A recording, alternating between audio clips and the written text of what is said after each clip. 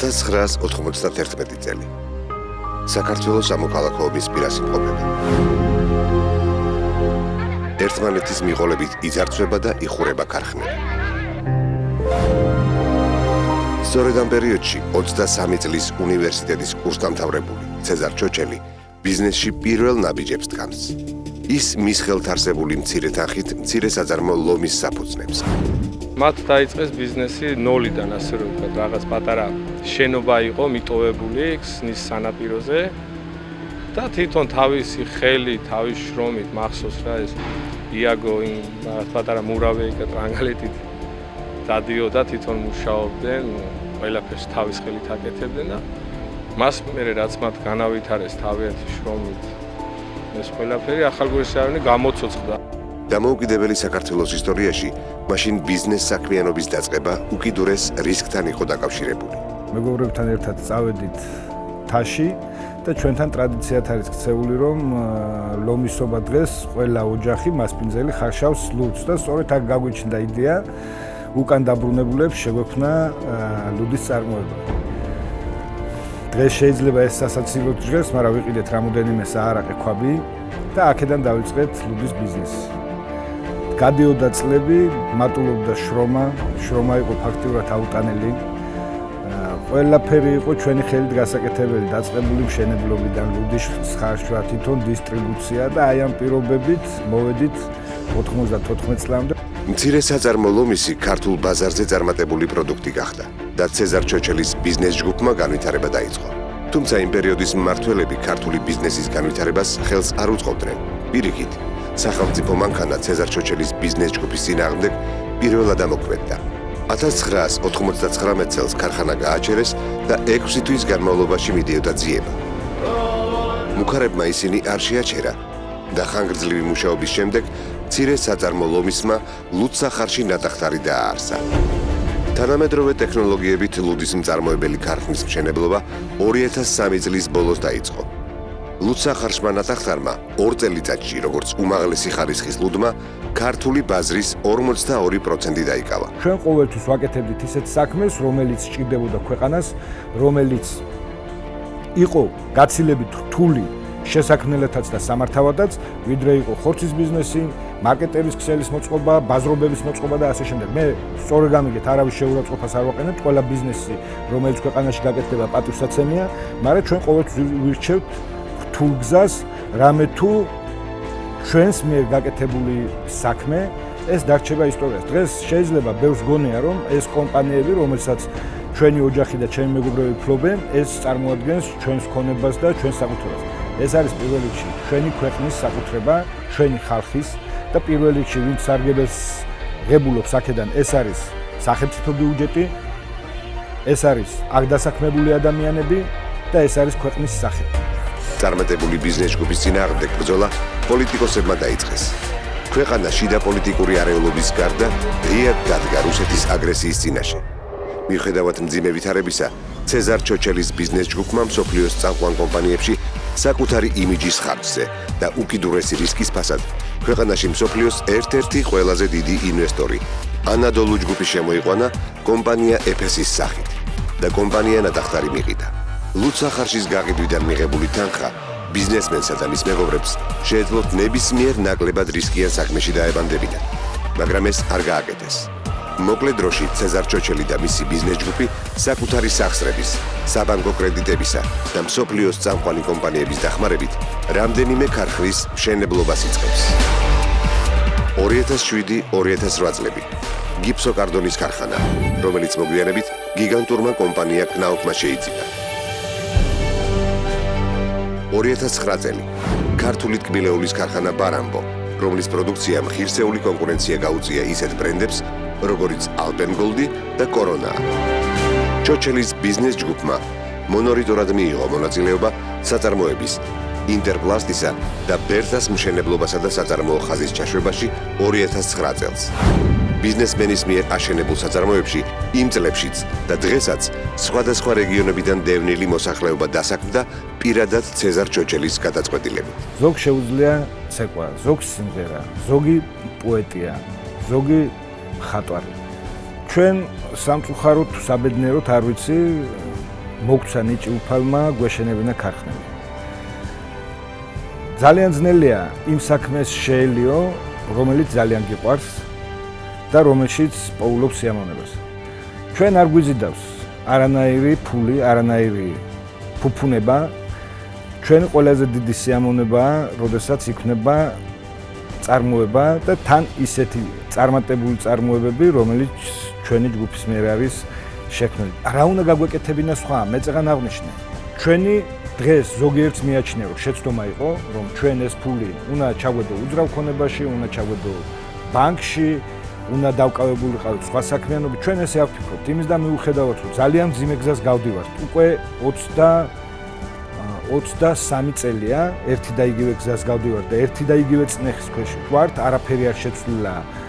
მოყოლებული 90-იანი წლებიდან ბიზნესთან, წარმოებასთან დაკავშირებით, ჩვენ მაინც ამ გზით მივდივართ და ამ გზას გავაგრძელებთ.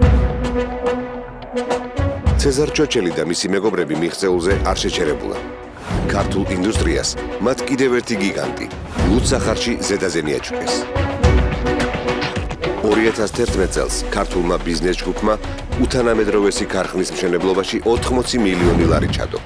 უკვე ერთ წელიწადში ზედაზენმა ქართულ ბაზარზე ცნობილი გერმანული ბრენდი ბიტბურგერი შემოიყვანა და საქართველოს ლუდის წარმოების ისტორიაში პირველად გერმანული პრემიუმ ბრენდის გიონინგ პილზნერის წარმოება დაიწყო. ქარხანა პარალელურად გამაგრილებელ სასმელებსაც აწარმოებს. ამ გიგანტურ ქარხანაში 1100 ადამიანია დასაქმებული. ყველაზე მთავარი რაც ჩავდეთ ზედაზენში ეს არის სული და გული და შრომა ძალიან დიდი. თქვენ თითოეული ადგილი რომ ნახოთ თუ რა დონეზეა მოწყობილი, თუნდაც თანამშრომლებისთვის ნებისმიერი ადგილი, სადაც თანამშრომლებს უწევთ ყოფა, ესე ვთქვათ. თქვენ დარწმუნდებით, რომ აქ ეს კომპანია არ არის შექმნილი მაინც და მაინც გამორჩეულად რაღაც ფულის საშოვნელად, როგორც ეს ზოგიერთს მიაჩნია. ეს კომპანია შექმნილია საჩვენებლად, რომ ქართველებს შეგვიძლია ანალოგიური კომპანიების შექმნა და ზედაზენი არის უკეთესი იმასთან შედარებით, რომელიც არის ევროპაში. ბევრ ქარხანასთან შედარებით.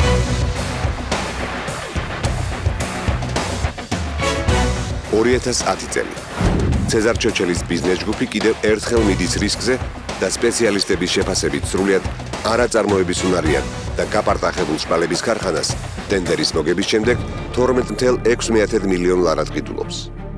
ქარხანა იმდენად სავალალო მდგომარეობაში იყო, რომ მასში ინვესტიციების ჩადებას ეკონომიკის მინისტრი ტელეეთერების საშუალებით ითხოვდა. აწყისი ფასი აუქციონის იქნება $6,800,000. ამ ქარხანას აქვს საშუალება, რომ ბევრი სხვა პროდუქცია გამოუშვას და გამოუშვას პროდუქცია არა მარტო საქართველოს რკინიგზისთვის, რომელთანაც უკვე აქვს კონტრაქტი. ქარხნის ფაქტიური არარსებობის გამო საფრთხის ქვეშ დგებოდა სარკინიგზო მაგისტრალის მშენებლობისა და რეაბილიტაციის პროექტის განხორციელება. ბიზნეს ჯგუფის მიერ ქარხანაში 9 მილიონიანი ინვესტიციის ჩადების შემდეგ საწარმომ საქართველოს რკინიგზას სრულიად მოამარაგა შპალებით და უმნიშვნელოვანესი სარკინიგზო პროექტების განხორციელებას ხელი შეუწყო. პრივატიზაციის შემდეგ ქარხანამ დაიწყო 3 სახეობის შპალის წარმოება და ასევე ელექტროგადამცემი ხაზისთვის ანძების წარმოება, რომელსაც რეგიონში ანალოგი არ აქვს. უნდა გარისკო იმ დროს, როცა სხვა ეშინია და უნდა იყო ფრთხილად იმ დროს, როცა სხვები ხარბობენ.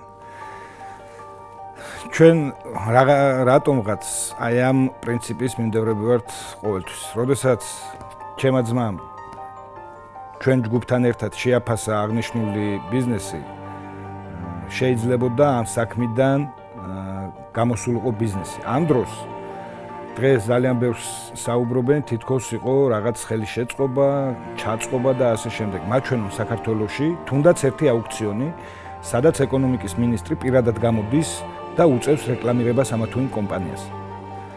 ანდა მაჩვენონ, სადაც გარიგებას ჰქონდა ადგილი, თუ ესეთი იყო, როდესაც აუქციონამდე საბალანსო ღირებულება 8 მილიონიდან, რომელიც გაზრდილი იყო უკვე 2007 წელს, ზრდიან კიდევ დამატებით 5 მილიონით. 2008 წელს ხდება ესეთ რაღაც, აუქციონამდე ერთი თვით ადრე საწესდებო კაპიტალიდან იღებენ 3 მილიონ ძირითად საშუალებას და უკანა ბრუნებენ 8 მილიონს.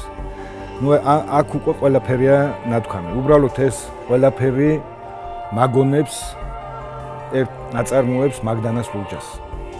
როდესაც დავარდნილი იყო და არავის არ სჭირდებოდა და მიმხედვარი არავინ არ ყავდა, და შემდეგ როცა უკვე მოაღონიერეს, ფეხზე დააყენეს, თქვენ გახსოვთ უკვე რომ 1000 მსურველი და ესე ვთქვათ ძალიან ბევრი დაინტერესდა უკვე რა. ანალოგიური პროცესია შპალის ქარხანასთან დაკავშირებით. 1991 წლიდან დღემდე ცეზარ ჩოჩელს და მის მეგობრებს მათ საკუთრებაში არსებულ საწარმოებში 5000-ზე მეტი ადამიანი ყავთ დასაქმებული. ბიზნეს საქმიანობის გარდა ცეზარ ჩოჩელი 2008 წლის თებერვლიდან 2012 წლის დეკემბრამდე მცხეთა მთიანეთის გუბერნატორი. სწორედ ცეზარ ჩოჩელის გუბერნატორობის პერიოდში უძველესი სატახტო ქალაქი საქართველოს სავიზიტო ბარათად იქცა. უძველესი ქალაქის ქუჩები, რომლებზეც ადრე ავტომობილით გავლაც კი შეუძლებელი იყო, ქალაქს ასეთი სახით დაუბრუნა.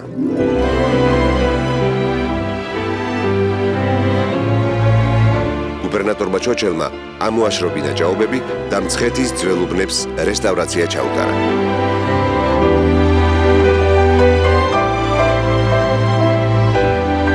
ჩვენ ძალიან კმაყოფილები ვართ ჩოჩელის, მან ყველაფერი გააკეთა იმისთვის, რომ მცხეთა გალამაზებული იყო, ჭალა იყო საშინლად გაუბედურებული, გველბაყაყებით იყო სავსე და ეხლა რო გაიარო გალამაზებულია ყველაფერი.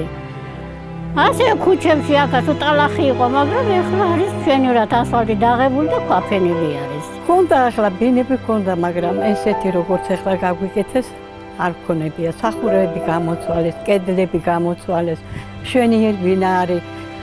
ხალხს ზოგ დანგრეული სახლი ქონდა და ხელმეორედ აუშენეს. არის კიდევ ერთი დეტალი ცეზარ ჩოჩელის ცხოვრებაში, რომელზეც მას საუბარი არ უყვარს და არც იმ პერიოდის ფოტო და ვიდეო მასალა აქვს შემონახული. 2008 წლის რუსეთის აგრესიის დროს მას ოკუპაციის შემდეგაც კი ახალგორის რაიონი არ დაუტოვებია და ადგილობრივ მოსახლეობას სიცოცხლის რისკის ფასად ქართული მხარის მიერ კონტროლირებად ტერიტორიაზე გადასვლაში ეხმარებოდა. იქ იყო ის ხალხი, ვინც ჩვენთან ერთად იყო და იქათენებდა ღამეებს ჩვენთან ერთად, ღია ცისქვეშ და ცეზარი ჩოჩელს იქიდან ფეხი არ გამოუდგამს. ხალხი რომ თავისუფლად გადასული იყო და არ შექმნა დაპრობლემები ცეზარის ბრძანებით ტექნიკა იყო გაგზავნილი, ტრაქტორები კერძოდ. სამების კეთის გასაწმენდად რომ ხალხს თავისუფლად შეიძლება გადასვლა. იქ შეხვდა ისე ბატონი ცეზარი. დაბეოზე მეცოლი მყავდა მე მაშინ და რო დაინახა ეს ქაზოგი ქალები კიდე მანქანა მომცა ერთ ჯიბი და შენეს ქალები გადაიყვანეო. ცეზარ ჩოჩელი ქარხნების მშენებლობას ისევ განაგრძობს. კაცობიდან არაკაცობამდე ერთი ნაბიჯია და არაკაცობიდან უკან გზა არ გაქვს.